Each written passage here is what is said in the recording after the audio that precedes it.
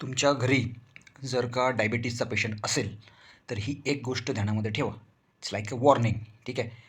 काय होतं माहिती आहे का, डायबिटीजच्या पेशंट म्हणजे मी ICUमध्ये असे पेशंट्स बघितलेले आहेत ना, की म्हणजे काल परवा पेशंट एकदम व्यवस्थित होता आणि मग एक दिवस म्हणजे एक्सप्लोजिव्ह डायरिया झाला.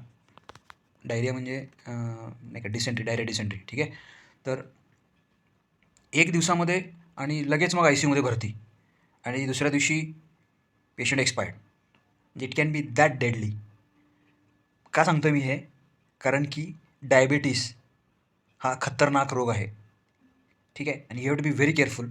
तर ॲज सून ॲज कधीही डायबिटीज असताना जर असं डायरिया वगैरे जर चालू झालं तर इट्स व्हेरी इम्पॉर्टंट की यू स्टार्ट विथ ORS.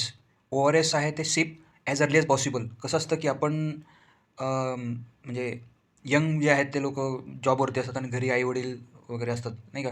आणि पटकन लगेच कळत नाही किंवा सांगत नाही, कम्युनिकेशन होत नाही आणि मग ती वेळ निघून गेलेली असते.